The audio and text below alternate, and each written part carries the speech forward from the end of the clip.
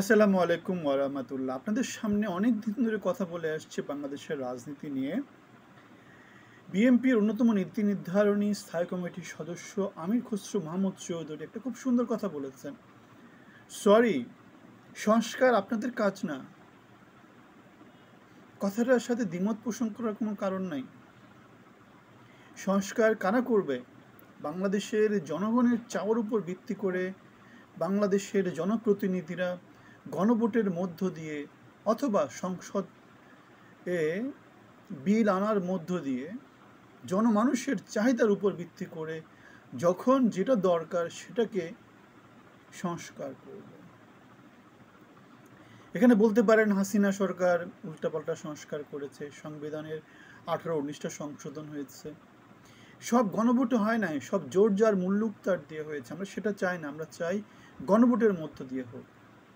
এখন ইউনূস সরকার যেই সংস্কারের বুলি আওড়াচ্ছে, সেই সংস্কারের বুলি কি সে গণভোটের মধ্য দিয়ে জনগণের ভিতর থেকে করছে, নাকি সে সংসদকে পাশ কাটিয়ে গায়ের জোর খাটিয়ে 5-6 জন মিলে করে ফেলছে?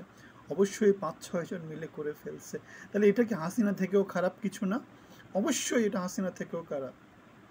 সরি, সংস্কার আপনাদের কাজ না।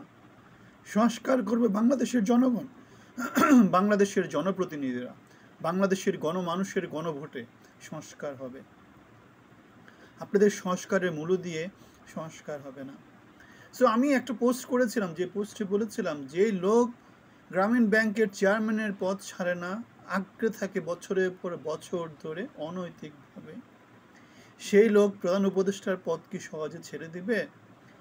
7-8 মাসে সংস্কারের মূলক কার্যক্রমের যে অবস্থা, সেটা আমাদেরকে কি বলে? আমরা গত 8 মাস ধরে এই কথাগুলো বলে আসছি। আমাদের চ্যানেলে গেলে আপনারা অসংখ্য ভিডিও পাবেন, এই ধরনের ভিডিও আমরা তৈরি করেছি।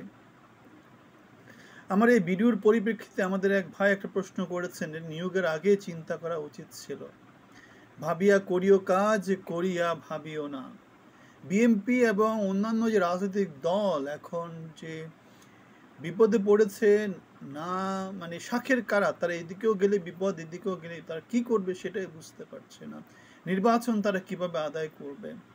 আমি অনেক আগে বলেছিলাম, যদি এইভাবে চলতে থাকে, হাসিনার মতো করে যদি ক্ষমতা আঁকড়ে থাকে, এরশাদের মতো করে যদি ক্ষমতা আঁকড়ে থাকে, তাহলে এক সময় হয়তো দেখা যাবে, আমি 6 মাস আগে সেটা বলেছিলাম, বাংলাদেশ আওয়ামী লীগ, বাংলাদেশ জাতীয়তাবাদী দল, বাংলাদেশ জাতীয় পার্টি সবাই হয়তো বা কি হতে পারে, ঐক্যবদ্ধ হয়ে নতুন যে স্বৈরাচার, নতুন যে ফ্যাসিস্ট সরকার ক্ষমতায় আছে, যারা জোর করে ক্ষমতায় থাকার চেষ্টা করছে, ইস্যুময় জীবন করতে চাচ্ছে, সংস্কারের মূল্য দিয়ে দেশকে গণতান্ত্রিক পথে উত্তরণে বাধা হয়ে দাঁড়াচ্ছে, তাদের বিরুদ্ধে হয়তো সংগ্রামে যেতে পারে।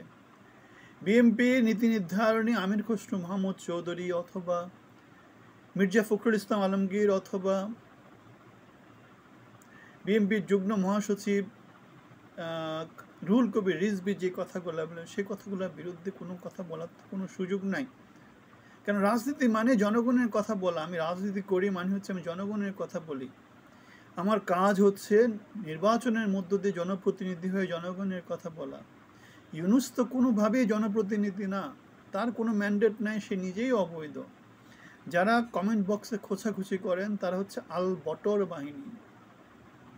তারা যদি এত কিছুই চান তাহলে গণভোটের কথা বলেন। ইউনূস যদি এতই জনপ্রিয় হয়, ভোট দিয়ে আসুক।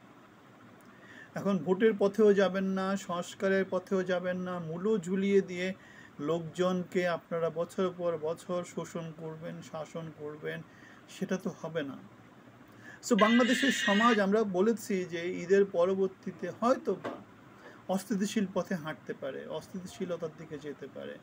কারণ আমাদের ডক্টর মোহাম্মদ ইউনূস নির্বাচনের কোনো রোডম্যাপ দিচ্ছেন না। তিনি হেয়ালিপূর্ণ কথা বলে দেশকে নীতি নির্ধারণে কোনো পথে না নিয়ে তিনি আলটিমেটলি যেটা করছেন, সমাজের মধ্যে নতুন করে অশান্তির বীজ বপন করছেন।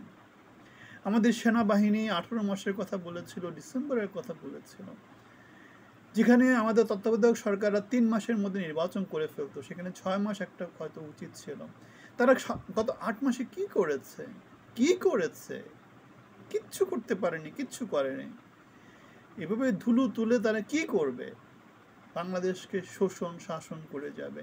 নিজেদের ট্যাক্স মওকুফ করে নেবে, নিজেদের ট্যাক্স অব্যাহতি নেবে, নিজেদের ভাই ব্রাদারকে কী করবে, প্রমোট করবে, চিটাগাং কেন্দ্রিক এনজিও কেন্দ্রিক শাসন ব্যবস্থা পরিচালনা করে দেশকে অনুন্নয়নের পথে নিয়ে যাবে। দেশের এনজিও মানে আমাদের যে জিডিপি প্রজেকশন সেটা 1/3 নেমে গেছে। উন্নয়নের যদি এতই গাল গল্প হয়, জিডিপি প্রজেকশনটা 6 থেকে 12-তে নিয়ে যাক। অন্য কোনো কিছুকে আমি উন্নতি বলবো না, উন্নতি একটা প্যারামিটার আছে, সেটা হচ্ছে জিডিপি প্রোডাকশন। আপনি উৎপাদন কি করছেন, আপনি উৎপাদন কি করছেন, আপনি ক্রিয়েটিভ কি করছেন, আপনি জনসম্পদ উন্নতি করতে পারছেন, আপনি কৃষিকাজে উন্নতি করতে পারছেন, আপনি ইন্ডাস্ট্রিয়ালাইজেশন উন্নতি করতে পারছেন, আপনি কি করছেন, আপনি সার্ভিস সেক্টরে উন্নতি করতে পারছেন, আপনি কি করছেন। ইউনূস সরকার কিচ্ছু করতে পারেনি। জিডিপি উন্নয়ন প্রোডাকশন 1/3 নেমে গেছে। আপনার মতামত জানাবেন, ভালো থাকবেন, ধন্যবাদ।